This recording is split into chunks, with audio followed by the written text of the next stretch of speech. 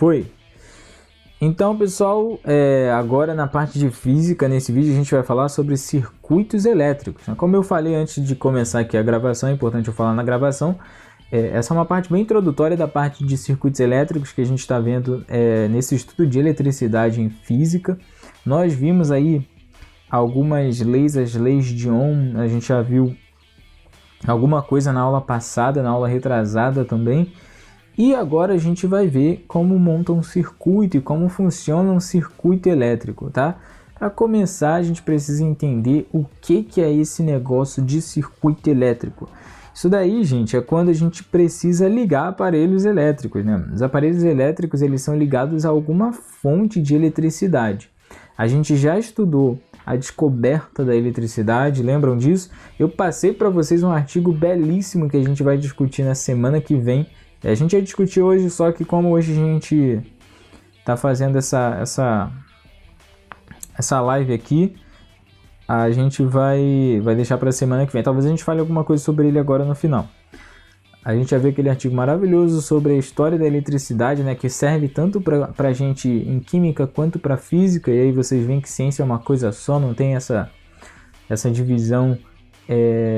Na verdade, ela não existe, né? A gente que cria essa divisão para poder estudar com mais detalhes e para poder se especializar em mais campos, mas é isso.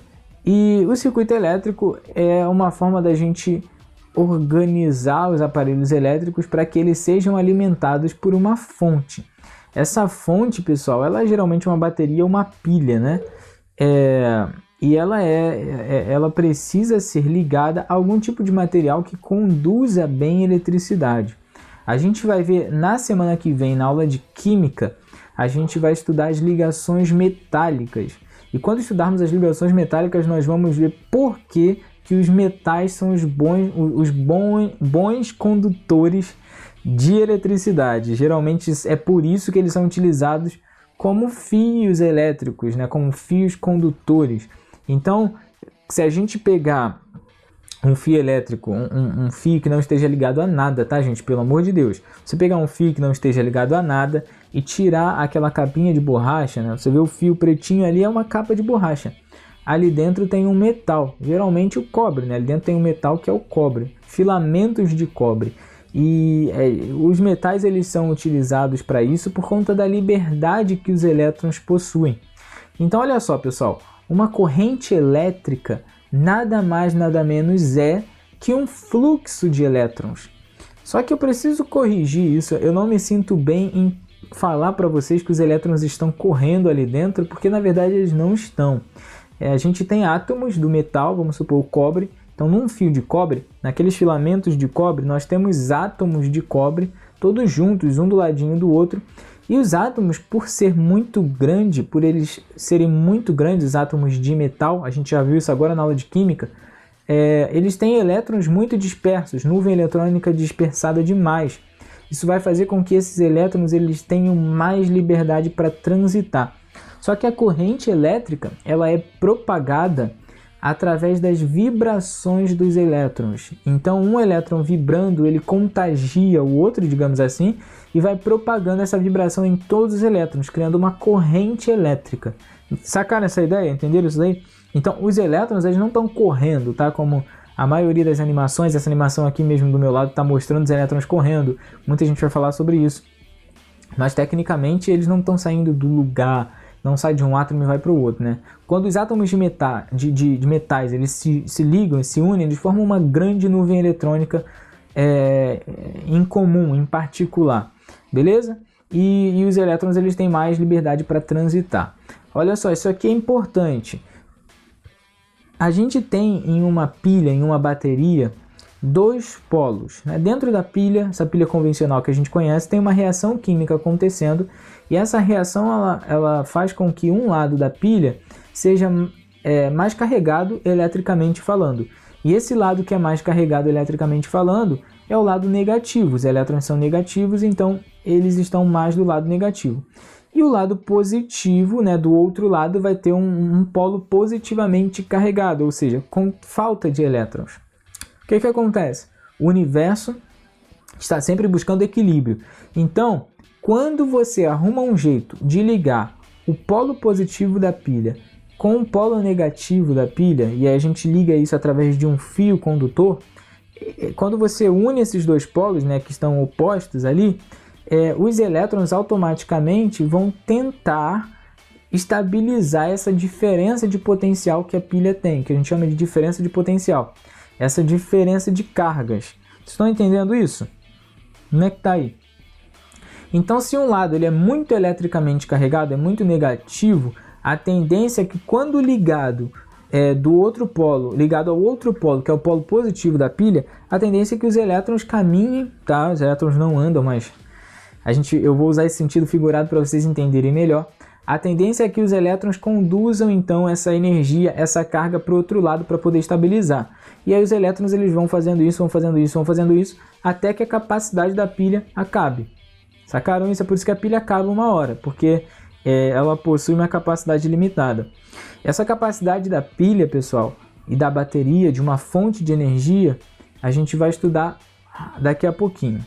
Então, olha só, por conta disso, a gente tem a formação de uma corrente elétrica, que é essa corrente de elétrons que vocês estão vendo aí. O sentido real da corrente elétrica é do negativo para o positivo, porque são os elétrons que estão caminhando do negativo para o positivo. Tá? Lembram disso. Os elétrons eles estão sempre no negativo. Para estabilizar, eles caminham para o lado positivo para poder neutralizar tudo, né? Digamos assim. O que acontece, pessoal? Tem uma história muito louca por trás disso, depois eu conto para vocês, mas resolveram inventar a ideia do sentido convencional da corrente, que é o sentido contrário do sentido real, que é do positivo para o negativo. Então, quando a gente estuda o sentido da corrente elétrica, os caras eles fazem do sentido contrário, indo do positivo para o negativo. Então, o sentido real é do negativo para o positivo, mas o convencional, ou seja, que os cientistas lá, barbudo de cabelo branco, sentaram e resolveram determinar isso, é do positivo para o negativo. Beleza? Então, o sentido da corrente, positivo para o negativo, convencionalmente falando. Alguém convencionou isso, não é como acontece na natureza. Na natureza é o contrário. Beleza, gente? Vamos lá. Antes de dar prosseguimento aqui, a gente tem que ver essa simbologia. Tem uma tabelinha no livro de vocês também que vai mostrar esses símbolos, tá? Quando a gente faz a representação de uma corrente elétrica, a gente usa linhas para fazer os fios de ligação. Então tem todos os símbolos aí, olha, a pilha, por exemplo, ela mostra ali um traço maior, um tracinho menor. Quando você vê um traço maior e um tracinho menor perpendicular à linha, é porque tem uma pilha ligada ali. Quando você vê um círculo com X, é porque tem uma lâmpada ligada. A resistência, tá vendo ali, ó, do lado da lâmpada? A resistência ela é esse zigue-zague ali. Que a resistência ela justamente tem o papel de fazer com que essa corrente elétrica fique mais intensa. Onde tem resistência? Resistência tem, por exemplo, no chuveiro elétrico, aquele chuveiro quentinho ali que a gente usa para tomar banho agora no inverno. Aquele chuveiro, o chuveiro ele consegue aquecer a água por conta da resistência que tem ali dentro. Não é um zigue-zague assim também, é um pouco diferente, mas é uma forma de fazer com que a corrente elétrica fique mais intensa. Isso vai fazer com que aquilo aqueça, tá? Então, corrente elétrica intensa aquece. É claro que isso é controlado, né, gente? É claro que isso é controlado, senão vai superaquecer e vai explodir tudo. Tem que dar um problema nisso daí. Tem aí, então, essa tabelinha de simbologia. Vocês já estudaram isso ano passado? Sim, com certeza, tá? O nono ano ele é um grande período de transição, né? Vocês estão indo do fundamental para o médio. E a gente fica naquele... Na verdade, no ano que vem, no primeiro ano, vocês vão ver tudo isso de novo. Tanto de química quanto de física, só que de forma mais detalhada, tá? Eu já estou detalhando algumas coisas para vocês, para ser sincero. Eu já vou... Hoje, nossa aula de química, por exemplo, foi praticamente uma aula de ensino médio. Não foi uma aula de nono ano. Mas, de vez em quando, eu vou devagarzinho para também não ficar muito conteúdo na cabeça de vocês. É porque tem coisa que se eu não explicar de verdade a fundo, vocês não entendem. Aí chega com problema, com obstáculos na cabeça lá no primeiro ano do ensino médio. Tem coisas que eu falo também, pessoal, que vocês não vão ter nem no ensino médio. Vocês só vão aprender. Isso que eu acabei de falar na aula de química, do efeito de polarização e tal. Isso ali raramente é ensinado no ensino médio, tá? Só se vocês forem fazer uma escola técnica, alguma coisa assim. Então tem aí agora a tabelinha de simbologia, a tabelinha de símbolos, que a gente vai utilizar muito, tá? Você não precisa pegar agora essa tabela e começar a decorar tudo. Conforme a gente for montando os circuitos, a gente vai utilizar cada símbolo e vai entender o objetivo deles ali. O que é estranho aqui? Quem é estranho, gente? Quem é uma pessoa estranha?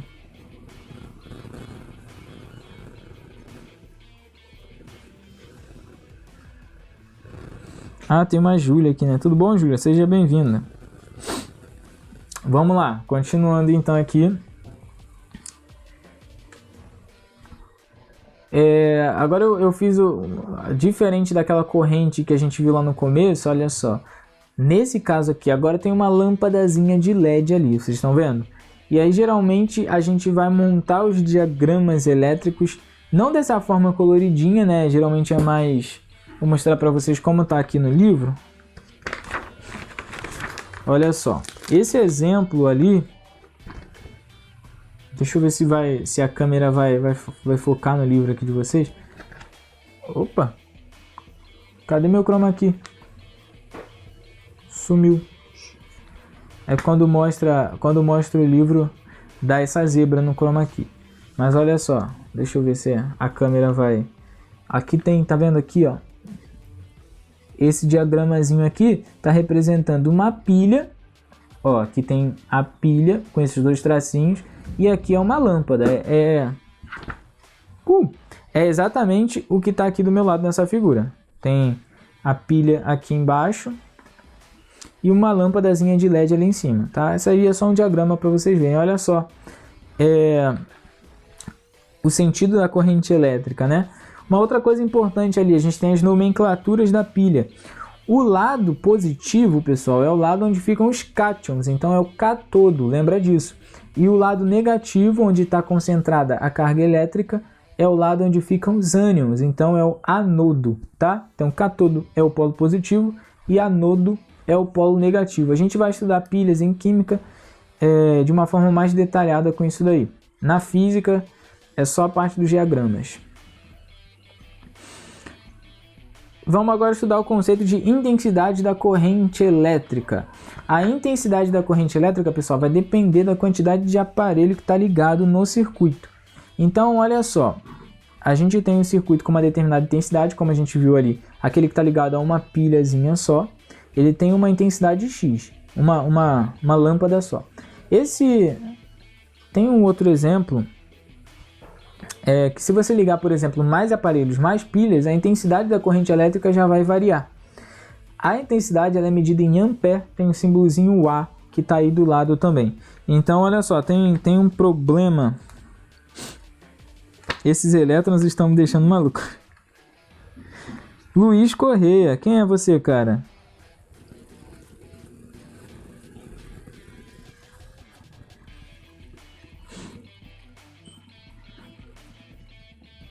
Quem é o Luiz Correia, galera? Então, olha só. Tem um exemplo aí de várias tomadas sendo ligadas aí. Quem faz essa maluquice aí tá querendo arrumar um problema pra vida mesmo, né? Vamos lá. Outro conceito, pessoal, é a voltagem. Diferente da intensidade da corrente, a voltagem depende apenas da fonte de energia. A voltagem ela também é conhecida como diferença de potencial, tá? Ou DDP, diferença de potencial. E ela só depende da fonte de energia, ela não depende de quem está ligado no circuito. Ela só depende da fonte de energia. Tem um pessoal aí chegando agora, né? Não sei quem é não.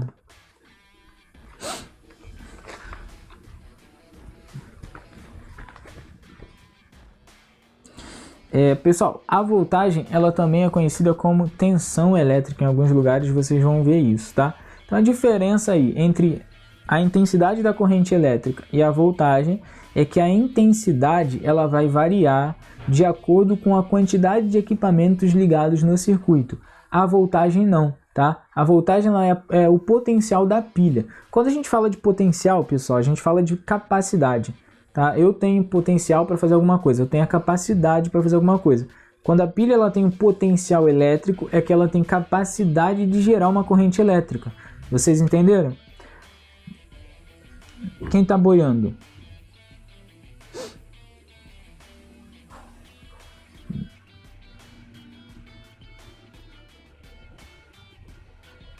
Ah, é a Pamela. Oi, Pamela. Oi, Júlia.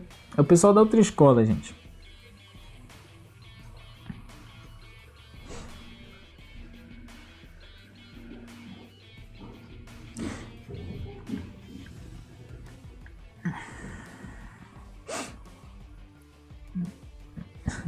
Pessoal, então olha só. Repetindo para o Wesley parar de boiar.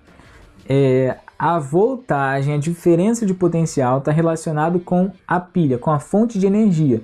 É a capacidade da fonte de energia gerar uma corrente elétrica, a capacidade da pilha.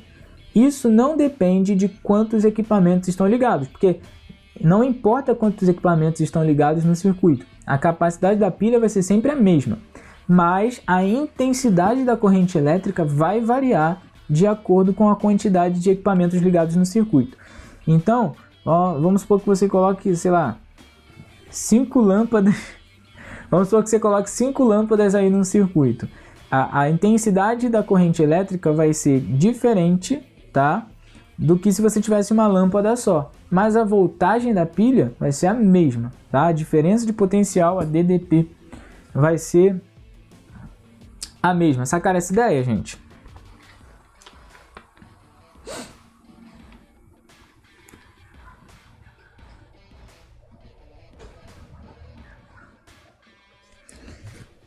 Agora vamos entender o que vocês estão reclamando aí. Agora entendi. Ah, tá. Agora vamos entender o seguinte, pessoal. O quanto a intensidade da corrente elétrica vai variar de acordo com os equipamentos que eu ligo. Existem duas formas aí de... Isso aí, a gente vai estudar o capacitor, cara. Existem duas formas dessa variação acontecer. Isso vai depender de como eu ligo os equipamentos no circuito. A gente está usando aqui como exemplo as lâmpadazinhas de LED. Então, olha só. A lâmpada, ela representa um tipo de resistência, tá? Porque a corrente elétrica, ela está passando ali, mas para que ela ligue um equipamento elétrico, por exemplo, uma lâmpada, ela dá uma paradinha, ela entra no circuito do equipamento e volta. Então, o equipamento elétrico, de alguma forma, ele diminui um pouquinho a intensidade da corrente. Ele gasta aquilo ali, porque está gastando energia, certo? A primeira forma da gente ligar os equipamentos em um circuito elétrico é a ligação em série, tá vendo? Um do lado do outro, tá? Um seguido do outro.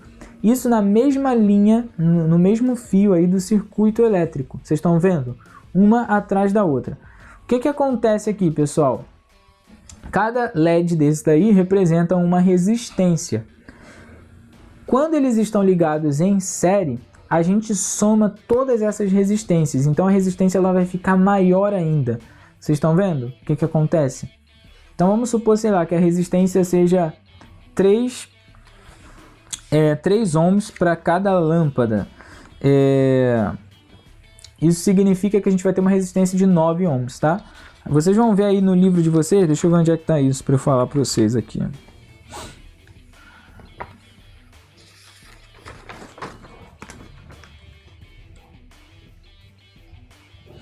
Tá lá na página 119. Lá na página 119.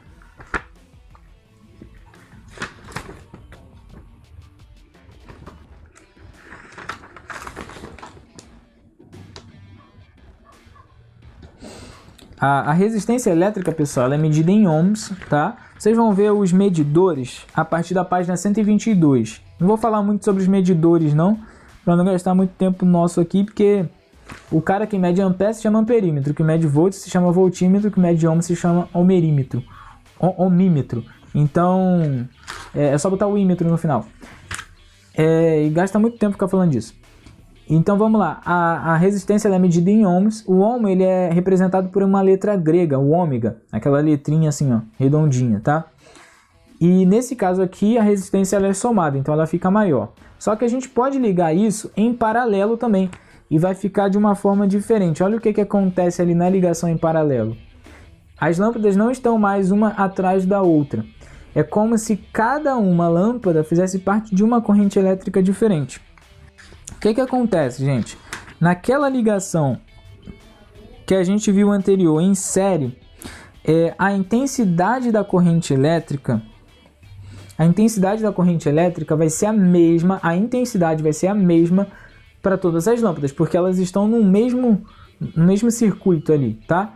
Porém, a voltagem, o potencial que vai ser fornecido para cada uma delas, vai ser diferente. O potencial, nesse caso, pessoal, vai ser dividido para todas elas. Então, cada lâmpada vai receber um potencial menor do que elas poderiam receber. Um potencial energético menor, uma voltagem menor. Continuando agora, ó. Nesse caso é o contrário. A intensidade da corrente vai ser diferente, ela vai ser dividida para cada uma das três aí. Porém, o potencial vai ser o mesmo para todas as lâmpadas. Isso significa que todas as lâmpadas vão receber o mesmo nível de energia. Então, acaba sendo uma ligação mais eficiente. Beleza? O que vocês estão rindo?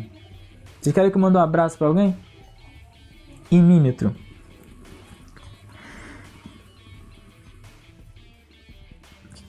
Vocês tanto riem, gente. Muita gente rindo. Vamos lá, então. Olha só agora. Lembra que eu falei que na ligação em série a gente soma todas as resistências para encontrar a resistência total? Na ligação em paralelo a gente não soma simplesmente. A gente faz essa conta aí. A gente soma os inversos das resistências. Isso indica para a gente, né, que a resistência total ela é bem menor do que no caso de uma ligação em série, tá? Então, se a resistência ela é menor, o aquecimento do sistema vai ser menor. Vocês sacaram essa ideia aí? Que nomes criativos. Os caras são muito criativos para botar nome nas coisas. Eu fico pensando, meu Deus do céu. Vamos continuar então. O que tem depois aqui? Agora eu vou falar sobre o potencial elétrico. Não é o potencial elétrico de uma pilha. Agora a gente vai falar do potencial elétrico de um aparelho, tá? O potencial elétrico da pilha, na verdade, é a diferença de potencial, né? Porque cada polo da pilha tem um potencial diferente, então a gente calcula, na verdade, a diferença de um polo para o outro, porque cria aquela corrente.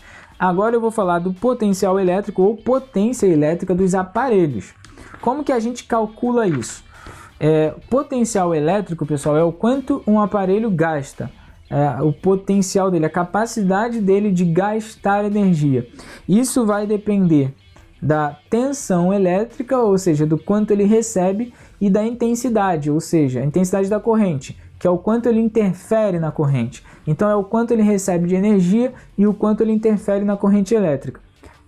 Multiplicando essas duas coisas aí, a gente vai encontrar o potencial elétrico, que é medido em watts, tá? Um W bem grandão, um W maiúsculo. O watts, então, mede a potência de um determinado aparelho. Vocês vão ver isso daí no selo do Inmetro, que geralmente acompanha quando a gente compra algum eletrodoméstico, algum aparelho elétrico. Geralmente tem que vir com esse selo do Inmetro, que mostra pra gente o consumo de energia desse aparelho. Então ele tem aí uma relação de consumo com eficiência, né, que traz aí o custo-benefício desse aparelho. E bem aqui no meiozinho, vocês estão vendo, consumo de energia. Tem essas barras coloridas e aqui embaixo o consumo de energia. O consumo de energia está entre parênteses kWh por ciclo. Esse selo aqui é de uma máquina de lavar. Então ele está mostrando para a gente a quantidade de watts por hora que essa máquina de lavar gasta em um ciclo de lavagem. Vocês entenderam? Então 0,09 não é muito pouco, porque é kilowatts, tá? Multiplicado por 1000. Então isso daí dá 90 watts. Na verdade 90 watts. 0,09, 90 watts de potência. Vocês sacaram, entenderam o que significa isso daí? Então essa é a energia consumida por esse aparelho num determinado tempo. Isso é muito importante, porque os aparelhos agora precisam vir com esse selo aí de eficiência, para que ele não gaste muita energia e não tenha um desempenho fraco. É isso, galera. Dúvidas? Me contem aí. Falei que o segundo bloco ia ser mais curto. Ninguém aguenta 2 lives de 1 hora, né? Mas vamos lá. Alguém tem alguma dúvida? A geladeira da minha avó tem isso. Na verdade, todas as geladeiras têm isso, só que muita gente não tira o adesivo depois que compra. Meu chuveiro está no D. Fala aí, gente, o que vocês acharam? Difícil, fácil? Semana que vem, a gente já fechou o capítulo 9, tá? Eu só não falei dos aparelhos, tá aqui na página 122. Tem a foto do aparelho, tem o que ele mede, tem o nome dele. 122, 123, estão vendo aqui? Só faltaram essas 2 páginas, depois vocês dão uma lida aí na questão do aparelho. Azul, não azul. Olha só, gente. Que bizarro isso. E agora ficou ruim o negócio. Ah, voltou. É isso aí, galera. Vamos ver aqui o que tem. Tranquilo, sim, entendi. Foi fácil. Sem dúvida, está de boa, facílimo. Cara, vocês estão nessa porque não está tendo prova, né? Queria ver se tivesse prova. Ninguém tem uma pergunta para fazer, nunca vi isso. Absurdo.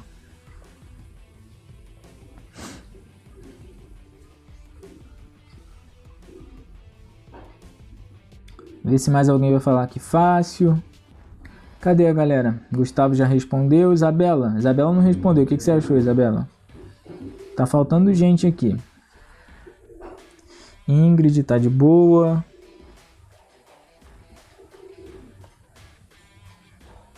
Já que vocês gostam de abraço, vou mandar um abraço pro pessoal que tá assistindo.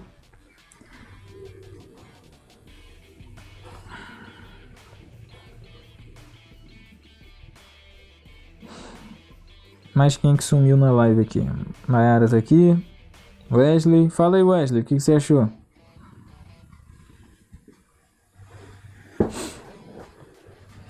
Então vamos lá, galera. Vamos fazer os exercícios agora? Vamos lá pro grupo do WhatsApp para a gente conversar sobre os exercícios, então.